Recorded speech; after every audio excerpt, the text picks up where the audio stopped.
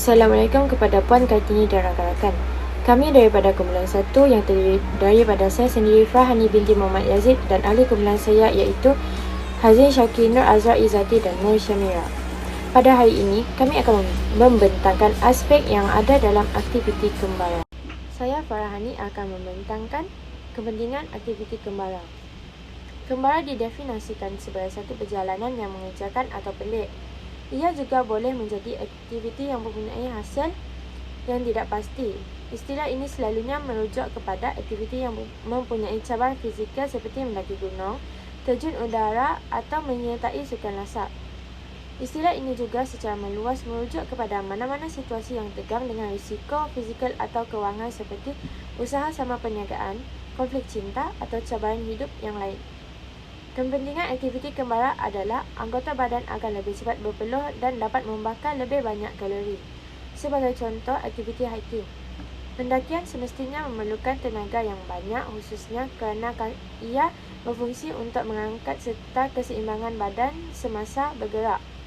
Bebanan badan yang diangkat dan berjalan kaki dengan melalui laluan yang tidak rata iaitu berbukit semestinya menghasilkan peluh dan yang banyak dan seterusnya membawa kepada pembakaran kalori dalam badan, meningkatkan stamina dan badan menjadi lebih sihat. Stamina badan akan lebih sihat dan cergas sekiranya melakukan aktiviti kembara dengan kerap atau sekurang-kurangnya seminggu sekali.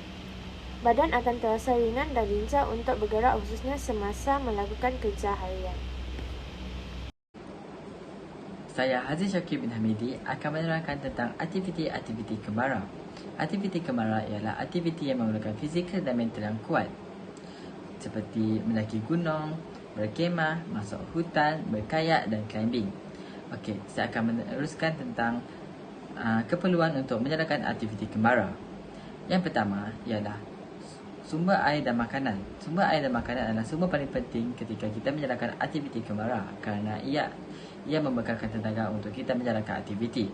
Yang kedua ialah kemah. Kemah juga penting kerana jika kita ingin bermalam di dalam hutan, ia adalah benda untuk melindungi kita dari perkara bahaya.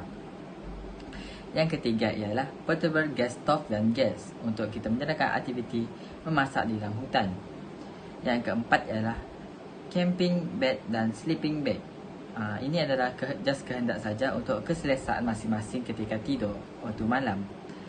Yang kelima ialah lampu suluh. Lampu suluh juga penting kerana jika sesuatu tempat itu kekurangan cahaya, kita dapat menggunakan lampu suluh untuk menyuluh di sekeliling kita. Jika terdapat lubang, kita boleh nampak dengan jelas. Ataupun terdapat sungai kah, kita boleh nampak dengan jelas untuk mengelakkan kita dari sebarang kecelakaan yang berlaku. Yang keenam ialah cooking set. Cooking set ini terdiri daripada cerek, periuk untuk kita bermasak. Okey, yang ketujuh pula ialah power bank. Power bank ini adalah penting juga kerana kita dapat mengecas lampu, mengecas kipas, mengecas handphone untuk keperluan kita di dalam hutan. Okey, seterusnya ialah headlamp. Headlamp ini sama saja fungsi seperti lampu suluh, tapi headlamp ini hanya diletakkan di atas kepala. Jika kita melihat tempat lain, headlamp akan menyuluh di tempat lain. Dia juga penting kerana ia tidak menggunakan tangan dan menggunakan kepala sahaja untuk menyuluh. Okey, seterusnya perkara penting juga ialah kompas. Kompas juga penting kerana ia akan menunjukkan arah tujuan kita dan kehendak kita hendak ke mana keluar dari hutan. Okey, yang ke-11 pula ialah first aid kits.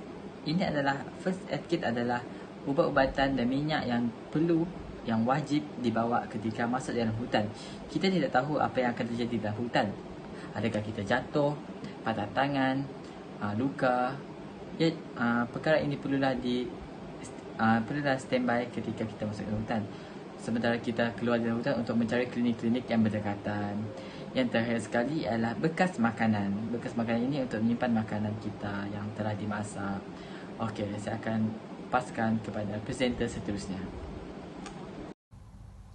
Assalamualaikum dan salam sejahtera kepada Puan Kartini. Saya Nur Arza Izzati binti Azni 20DAT20F2050. Saya akan menerangkan cara penggunaan kompas dan peta. Terlebih dahulu, saya akan menerangkan cara penggunaan kompas. Fahami susun atau kompas. Walaupun reka bentuk kompas yang berbeza, setiap kompas termasuk jarum magnet yang menghalalkan dirinya ke medan magnet bumi. Kompas medan asas juga kadang-kala dipanggil kompas plat asas. Terdapat beberapa komponen dalam kompas, iaitu plat tapak ialah cakram plastik jernih di mana kompas dimedamkan. Yang seterusnya, arah anak panah perjalanan ialah anak panah pada plat tapak yang menunjukkan arah bententangan kompas. Yang ketiga, perumahan kompas ialah bulatan plastik jernih yang memegang jarum kompas magnet. Yang keempat, dail ijazah adalah dail berputar yang mengelilingi perumahan kompas menunjukkan semua 360 mata ijazah dalam satu bulatan. Jarum magnet adalah jarum berputar dalam perumahan kompas. Anak panah menunjuk ialah anak panah bukan magnet dalam perumahan kompas. Yang terakhir sekali ialah garis arah ialah garis dalam perumah kompas yang selari dengan anak panah arah. Yang kedua, pegang kompas dengan betul. Letakkan kompas rata pada tapak tangan dan tapak tangan di hadapan dada anda. Ini adalah sikap yang betul untuk kompas semasa mengembara. Jika anda sedang membaca peta, letakkan peta pada permukaan yang rata dan letakkan kompas pada peta untuk mendapatkan bacaan yang lebih tepat. Yang ketiga, ketahui arah mana yang anda hadapi. Sebagai latihan asas yang pantas untuk mengorientasikan diri anda, ia membantu untuk mengetahui arah mana yang anda hadapi atau tuju. Lihat jarum magnet. Ia harus berayun ke satu sisi atau yang lain, melainkan anda menghadap ke utara. Putar dail darjah sehingga anak panah menunjuk sejajar dengan anak panah magnet. Halakkan kedua-duanya ke utara dan kemudian cari arah kasar yang anda hadapi dengan melihat anak panah arah. Jika anak panah arah kini berada di antara N dan I, contohnya anda menghadap ke timur laut, cari di mana arah anak panah perjalanan bersilang dengan dail darjah. Untuk mendapatkan bacaan yang lebih tepat, lihat dengan teliti pada penanda darjah pada kompas. Jika ia bersilang pada 23, anda menghadap 23 darjah timur laut. Yang keempat, fahami perbezaan antara truth north dan magnetic north. Walaupun kelihatan mengelirukan bahawa terdapat dua jenis utara, ini adalah perbezaan asas yang boleh anda pelajari dengan cepat dan ia merupakan maklumat yang penting untuk dipelajari untuk menggunakan kompas dengan betul. Utara benar atau utara peta merujuk kepada titik di mana semua garis longitud bertemu pada peta di kutub utara. Semua peta dibentangkan dengan cara yang sama, dengan true north di bahagian atas peta. Malangnya disebabkan variasi dalam medan magnet, kompas tidak akan menunjuk ke utara sejati, sebaliknya ke utara magnetik. Utara magnetik merujuk kepada kecondongan medan magnet kira-kira 11 darjah dari kecondongan paksi bumi, menghasilkan perbezaan antara utara sejati dan utara magnet sebanyak 20 darjah di beberapa tempat. Bergantung pada tempat anda berada di permukaan bumi, anda perlu mengambil kira anjakan magnetik untuk mendapatkan bacaan yang tepat. Walaupun perbezaannya kelihatan kecil, perjalanan hanya 1 darjah sejauh satu batu iaitu 1.6 km akan menyebabkan anda tersasar kira-kira 30 m iaitu 100 kaki di luar laluan. Fikirkan tentang bagaimana anda akan menjadi sasaran selepas 10 atau 20 batu. Adalah sangat penting untuk mengimbangi dengan mengambil kira kemerosotan. Yang terakhir sekali iaitu belajar untuk membetulkan kemerosotan. Penurunan merujuk kepada perbezaan antara utara pada peta dan utara pada kompas pada titik tertentu. Memandangkan medan magnet bumi. Untuk memudahkan penggunaan kompas, anda boleh membetulkan deklinasi dengan sama ada menambah atau menolak deklinasi daripada arah anda dalam darjah. Bergantung pada sama ada anda mengambil arah dari peta atau dari kompas dan sama ada anda berada di kawasan dengan kemerosotan timur atau barat. Yang seterusnya, saya akan menerangkan cara penggunaan peta. Yang pertama, pilih jenis peta yang betul. Terdapat beberapa jenis peta untuk kegunaan yang paling pelbagai. Sebelum menggunakan peta untuk membantu anda mencari jalan, lihat apakah anda mempunyai peta yang sesuai untuk perjalanan yang anda lalui. Yang kedua, periksa orientasi peta. Buka peta dan luangkan masa untuk melihat apakah anda memeriksanya dalam perspektif yang betul. Sebilangan besar peta mempunyai kompas mawar di salah satu sudut dan itu menunjukkan menggunakan penanda yang merupakan petunjuk. Kecuali dinyatakan sebaliknya, bahagian atas peta akan selalu sesuai dengan utara. Utara dianggap sebagai orientasi neutral yang memberikan rujukan ke arah lain. Ia dapat digunakan untuk membantu pelancong mendapatkan bantalan mereka. Yang ketiga, rujuk legenda untuk memahami peta. Sebagai tambahan kepada kompas mawar, banyak peta juga memiliki legenda atau grafik yang menjelaskan kaedah saintifik yang digunakan untuk melukis peta dan menunjukkan makna simbol penting. Penting untuk memahami legenda untuk mengetahui bagaimana peta memaparkan maklumat. Anda akan menemui simbol yang mewakili jalan raya, sepadan bandar besar dan kecil, kad pos penting serta perwakilan persekitaran yang dikenal pasti oleh warna seperti gunung dan badan air. Elemen-elemen ini dirancang untuk mendidik pelancong supaya mereka dapat mentafsir dan berjalan-jalan dengan selamat. Yang keempat pula, fahami garis bujur dan garis lintang. Meridian bujur adalah koordinat geografi yang menentukan kedudukan timur barat titik tertentu di permukaan bumi berhubung dengan meridian utama.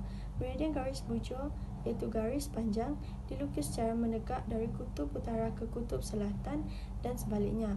Paralel lintang ditarik selari dengan khatulistiwa secara mendatar dan menunjukkan jarak berhubung dengan utara atau selatan khatulistiwa. Nombor di sisi dan di bahagian atas atau bawah peta menunjukkan darjah garis bujur dan garis lintang. Setiap kelas mewakili 60 minit yang menggambarkan pecahan jarak, bukan masa perjalanan, dan satu batu nautika kira-kira 1.15 batu darat atau 1.5 km darat. Khatulistiwa dan meridian utama dipilih sebagai titik rujukan yang berguna kerana terletak sangat dekat dengan pusat dunia. Sekiranya anda hanya pergi ke bandar seterusnya, garis bujur dan garis lintang tidak akan digunakan. Namun, sekiranya perjalanan jarak jauh, mereka sangat diperlukan untuk menyelaraskan kedudukan anda. Yang terakhir sekali iaitu perhatikan skala. Skala peta memberikan hubungan antara jarak dari peta dan jarak sebenar. Dengan cara itu, anda akan mempunyai idea sejauh mana anda harus pergi. Setiap peta akan memiliki skala yang berbeza, tetapi biasanya memiliki nisbah angka seperti 1:100,000. Dalam hubungan ini, misalnya 1 unit jarak di antara peta sama dengan 100,000 unit dalam kedudukan sebenar. Anda biasanya akan menemui skala di bahagian bawah atau di satu sisi peta. Bergantung pada jenis peta yang anda gunakan, skala akan disesuaikan agar sesuai dengan resolusi peta itu sendiri. Seterusnya, saya akan membentangkan tata cara pemasangan kemah. Langkah pertama, letakkan terpal di lantai. Walaupun banyak kemah tanpa keperluan adalah perkara biasa untuk meletakkan tempat plastik atau vinil di lantai tapak perkemahan untuk mempunyai lantai kalis air di antara kemah dan tanah. Langkah kedua pula, letakkan semua bahagian kemah di atas kanvas. Keluarkan semua komponen dari kemah dan lihat jika tidak ada yang hilang dan semuanya dalam keadaan baik. Langkah ketiga pula, sambungkan joran bersama-sama rod mestilah dari 1.5 hingga 1.8 meter, dipasang atau disekat bersama. Semua batang akan disatukan sedikit berbeza, tetapi kebanyakan batang kemah disambungkan dengan tali yang membantu anda menyatukannya tanpa banyak usaha. Satukan semuanya, kemudian biarkan di atas lantai. Seterusnya langkah keempat, pasangkan batang di dalam tab di dalam kemah. Melicinkan kemah di atas kanvas dan melintasi joran di atasnya, di mana mereka akan berada di hujungnya untuk memastikan mereka berada di tempat yang betul. Kemah yang paling asas akan mempunyai batang besar yang melintang dalam bentuk X melewati kepak. Apabila anda yakin bahawa mereka betul, pasangkan batang melalui tap dan biarkan mereka di atas lantai. Langkah kelima pula, angkat kemah, masukkan hujung setiap batang ke pelet di hujung setiap sudut kemah untuk mengangkat kemah dan mula terbentuk. Batang mesti dibengkokkan dengan sedikit ketegangan, membantu anda berdiri. Jauh lebih mudah dilakukan dengan seseorang menolong berdiri di seberang yang memegang kedua-dua sisi batang dan membantu menaikkan kemah.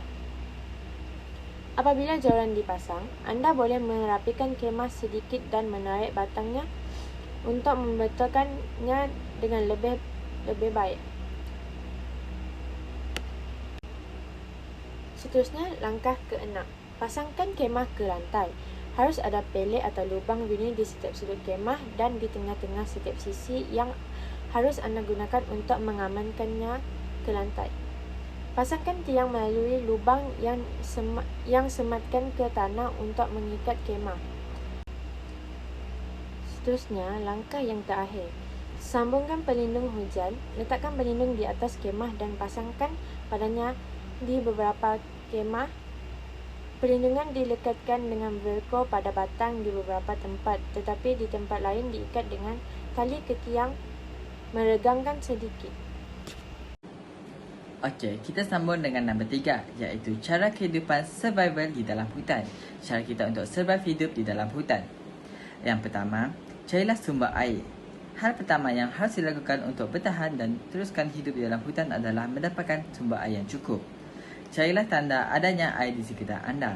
Misalnya, kawasan dengan dedaun hijau dan tanda-tanda tapak kaki binatang. Ini bisa menunjukkan ada sungai ataupun aliran air yang berdekatan dengan anda. Walaupun mendapatkan air minuman adalah paling penting dan untuk bertahan hidup di dalam hutan, waspadalah, tidak semua air di dalam hutan dapat diminum. Okey, cara kedua ialah, ini adalah cara mudah untuk mendapatkan air. Anda perlu menunggu hujan dan menadah air ketika hujan. Okey, seterusnya, jika anda kehabisan sumber makanan, anda boleh keluar dan memetik buah ataupun tumbuhan liar yang dapat dimakan di dalam hutan. Apabila anda menjumpai semak yang dikenali, manfaatkanlah tumbuhan tersebut. Jangan pernah memakan tumbuhan atau buah yang tidak dikenali kerana tidak semua buah yang di dalam hutan dapat dimakan. Ada juga yang beracun. Okey, seterusnya, carilah bahan kecil dan kering untuk dijadikan kaul. Kaul ini adalah bahan untuk memulakan bara api. Carilah bahan-bahan kering seperti rumput, dedaun, kulit pohon atau bahan yang lain yang mudah terbakar di kawasan tersebut. Kaul yang anda pilih haruslah dari bahan yang mudah terbakar dan menghasilkan nyala api yang besar dan tahan untuk anda. Seterusnya, jika anda hendak keluar dari hutan, anda tersesat di dalam hutan. Janganlah anda berasa panik di dalam hutan. Panik bisa membuat anda mengambil keputusan untuk mengambil keputusan buruk dan mempengaruhi penilaian. Jika anda ingin keluar dari hutan, fikiran anda haruslah tetap jernih dan bersih. Ketika sesat, ambillah nafas dengan dalam dan fokuslah pada tugas yang harus anda lakukan untuk anda selamat. Seterusnya, hindari mengeluarkan banyak tenaga. Mungkin ketika itu anda akan rasa resah, anda akan berlari untuk mendapatkan cara keluar. Tapi itu adalah cara salah untuk anda. Jimatlah tenaga sebanyak mungkin agar bisa membangunkan tempat perlindungan untuk membuat api dan mendapatkan sumber air dan makanan yang secukupnya.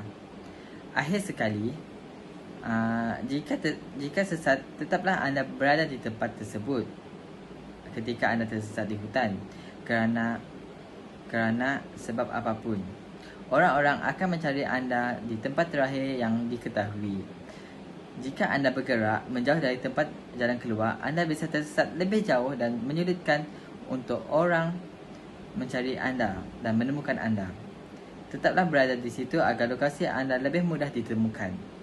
Jika lokasi anda pada saat itu tidak aman, carilah lokasi yang aman di dekatnya, yang berdekatan dengannya. Apabila anda tidak tahu di mana berada, anda bisa berjalan menuju arah yang keliru dan menyulitkan orang lain untuk menemukan anda.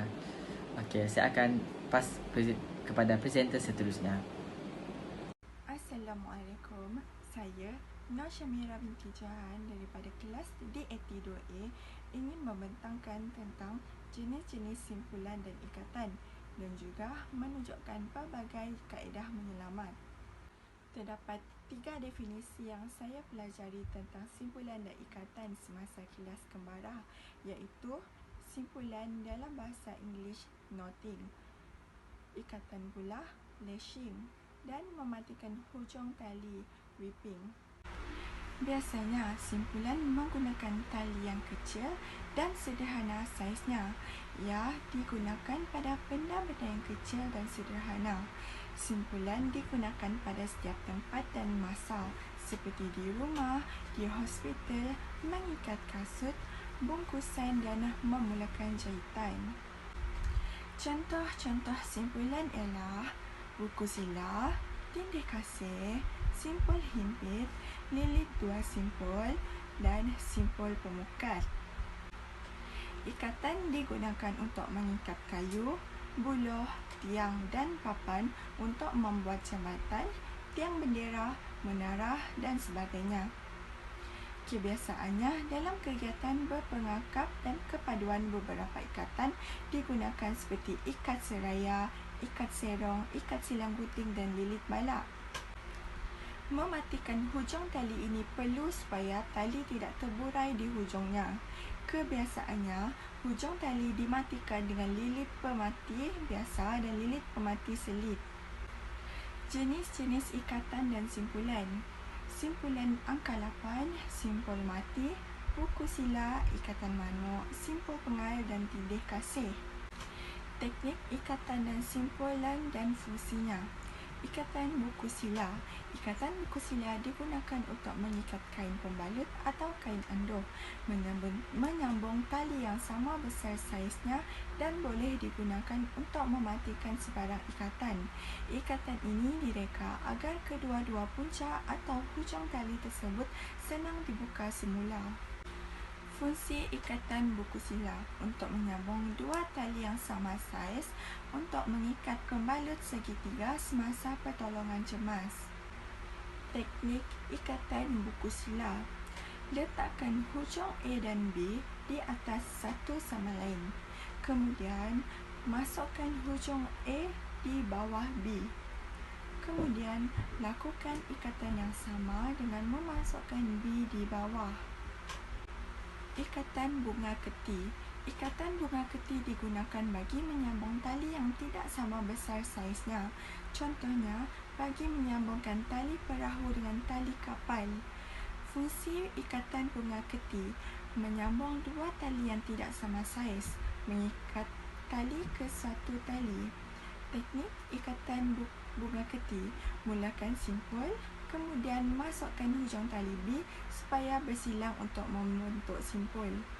Seterusnya, tarik kedua-dua tali tersebut untuk membentuk simpul. Simpulan tindih kasih. Simpulan tindih kasih digunakan untuk membuat kegelong tali yang tidak terjerut atau mengikat leher binatang supaya tidak terjerut. Jenis ikatan ini juga boleh digunakan dalam kerja-kerja menyelamat seperti menyelamatkan mangsa yang terjatuh ke dalam sungai. Fungsi simpulan tindih kasih ialah digunakan untuk membuat tanjul yang tidak boleh menjerut, untuk menyelamat orang dengan memasukkan tanjul itu keliling badan mangsa. Teknik simpulan tindih kasih. Mulakan ikatan dengan membentuk satu bulatan, kemudian masukkan hujung tali ke dalam bulatan tersebut. Kemudian, masukkan hujung tali ke bawah tali dan masukkan kembali ke dalam bulatan tersebut. Ikatan simpul manuk. Ikatan simpul manuk biasanya digunakan sebagai permulaan ikatan ketika mula mengikat pada kayu atau sebagainya. Fungsi ikatan simpul manuk digunakan untuk mengikat tali pada tiang atau balak. Tidak mudah terburai dan kayu dapat ditarik ke tempat yang dikehendaki dengan selamat. juga digunakan semasa memulakan dan mematikan ikatan seraya dan silang gunting. Teknik ikatan simpul manuk. Mulakan simpul pada kayu, kemudian buat satu lagi simpulan di atas simpulan tadi. Akhir sekali, tarik hujung tali. Ikatan simpul mati. Ikatan simpul mati dibentuk dengan membuat satu lingkaran dan kepala tali dimasukkan ke dalam lingkaran dan ditarik. Satu ikatan yang tidak mudah terurai, sebab itulah dipanggil simpul mati. Satu simpulan tali yang mudah yang biasa digunakan untuk sebagai ikatan di hujung. Fungsi ikatan simpul mati digunakan untuk mematikan hujung tali supaya dapat kemas dan tidak terbuang. Teknik simpulan mati. Letakkan tali kecil, kemudian lilitkan dengan kemas supaya tali kecil tidak mudah terburai. Lilitan tali kecil boleh dibuat sebanyak 5 hingga 15 lilitan sebelum memasukkan hujung ke dalam hujung kedua. Seterusnya, tarik hujung tali kecil ke bawah. Setelah siap hujung tali kecil, hendaklah dipotong supaya kelihatan kemas. Kaedah kita mementingkan keselamatan. Keselamatan kita akan terjamin dan mengurangkan risiko untuk kita tercedera. Jadi dengan itu, kita akan terhindar daripada kecelakaan yang serius. Selain itu, ketika melakukan aktiviti air, gunakanlah jaket keselamatan agar perkara yang tidak diingini berlaku seperti lemas.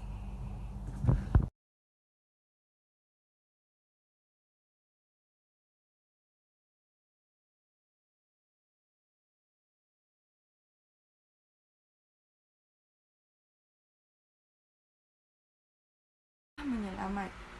Kaedah menyelamat terbahagi kepada 4, iaitu menyelamat, kecemasan, menyelamat kecemasan dan penyelamat. Definisi teknik menyelamat yang pertama iaitu menyelamat. Menyelamat merupakan proses kerja atau aktiviti yang dilaksanakan bagi mengubah situasi bahaya kepada keadaan selamat. Kecemasan pula merupakan suatu keadaan genting atau dianggap boleh memudaratkan keadaan atau nyawa. Yang ketiga, menyelamat kecemasan. Menyelamat kecemasan bermaksud kaedah terbaik, mudah, pantas dan berkesan untuk mengeluarkan mangsa dari suatu tempat bahaya ke suatu tempat yang selamat. Yang keempat, penyelamat. Penyelamat merupakan kumpulan atau individu yang selamat dan berkemampuan menyelamatkan orang lain dan harta benda semasa berlakunya bencana. Cara-cara menyelamat. Cara menyelamat yang pertama adalah cara menyelamat bagi seorang penyelamat, iaitu Darling Carey, dukung sayang, Pick a Bag, memikul uncang. Cara penyelamat yang kedua adalah cara menyelamat bagi lebih dari seorang penyelamat, iaitu Two-Man Human Crunch, gaya memapah 2 orang, dan Two-Hand Sit, duduk 2 tangan. Darling Carey, dukung sayang, digunakan pada mangsa yang lebih ringan atau seorang kanak-kanak. Langkah-langkah melakukan Darling Carey adalah mangsa diangkat di atas bahu dan lutut dengan tangan. Mangsa diangkat dengan selesa dan dalam keadaan baik. Mangsa yang cedera di bahagian pinggang tidak boleh menggunakan cara ini. Pick a Bag, memikul uncang, digunakan untuk mengangkat mangsa yang sedar dan mampu memegang. Langkah-langkah. Bagi mangsa yang boleh berdiri, mangsa haruslah memaut leher penyelamat dengan meletakkan bahagian mukanya di atas bahu penyelamat. Mangsa boleh didudukkan di tempat yang agak tinggi. Seterusnya, penyelamat akan membongkok di hadapannya dengan meletakkan bahagian mukanya di atas bahu penyelamat. Penyelamat memaut kedua-dua kaki mangsa. Penyelamat perlahan-lahan meletakkan kedua-dua kaki mangsa ke bahagian atas pinggangnya. Two-Man Human Crunch, gaya memapah 2 orang, digunakan oleh 2 orang anggota untuk memapah mangsa yang sedar dan boleh memegang. Two-Hand Sit, duduk 2 tangan, digunakan 2 orang anggota untuk mengangkat mangsa yang sedar, tidak boleh jalan, patah pada tangan pesakit dan pesakit tidak boleh memegang penyelamat. Dua tangan mengapu di bawah paha dan dua tangan menjadi penyandar untuk mangsa. Langkah-langkah. Kedua-dua penyelamat berdiri di sisi mangsa dan dengan sebelah tangan pada paras dada. Mangsa kemudian diangkat sedikit dan pegang tangan antara satu sama lain di bahagian tengah bawah paha mangsa. Penyelamat sebelah kiri meletakkan tapak tangan menghadap ke atas, manakala penyelamat sebelah kanan meletakkan tapak tangan menghadap ke bawah dan membentuk cangkuk dengan jari-jari. Kedua-duanya boleh juga memegang sapu tangan atau sebarang jenis kain dengan kuat. Penyelamat boleh mula berjalan perlahan-lahan.